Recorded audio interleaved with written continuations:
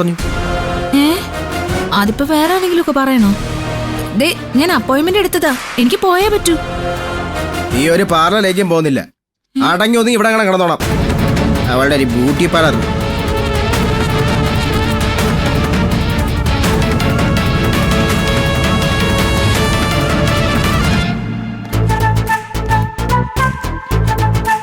അമ്മ ഏട്ടൻ്റെ അടുത്ത് റെഡിയാ നിൽക്കണോ?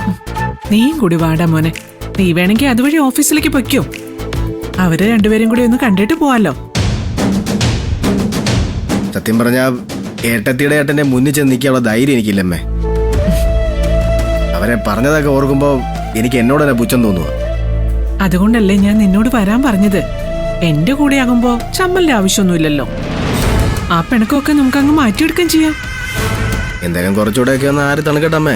ചൂടോടെ ഏട്ടന്റെ കയ്യിരിക്കുന്നൊന്ന് വാങ്ങിച്ചിട്ടുണ്ടല്ലോ. ഓ പിന്നെ, അവൻ നിന്നെ ഒന്നും പറയത്തില്ല, അതെനിക്ക് ഉറപ്പുണ്ട്. നീ വരുന്നെങ്കി വാ. ഏട്ടത്തീത് എങ്ങോട്ട് പോവാ? ആരെ കാണാനുള്ള പുറപ്പാടാ? നിധിയെ കാണാൻ പോന്നു. എന്താ വിരോധമുണ്ടോ? ഉണ്ട്, വിരോധമുണ്ട്. ചേടാ, ഞാൻ അവര് താമസിക്കുന്നിടത്തേക്ക് ചെന്ന് എന്റെ മോനെ എന്റെ മരുമോളെയും കാണുന്നതിന് നിന്റെ അനുമതി വാങ്ങിക്കണോ? വേണം. ആ, ഇനി ഇവിടുത്തെ ചിട്ടവട്ടങ്ങളും എന്റെ നിലപാടുകളും ഒക്കെ ഒന്ന് മാറുക.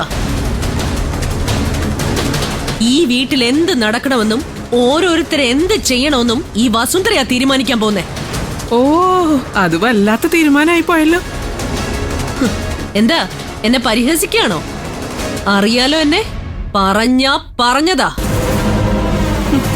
നിധി ഈ വീട്ടിലേക്ക് വരാൻ പാടില്ല എന്ന് മാത്രമല്ല, നിധിയെ ഇവിടുന്ന് ആരും അങ്ങോട്ട് പോയി കാണാനും പാടില്ല. നിന്റെ ഇപ്പോഴത്തെ ഇളക്കത്തിന്റെ കാരണമൊക്കെ എനിക്ക് മനസ്സിലായി. നീയും ശിവാനിയും വിചാരിച്ചതുപോലെ നിധിയെ ജയിലിലടയ്ക്കാൻ പറ്റിയില്ല.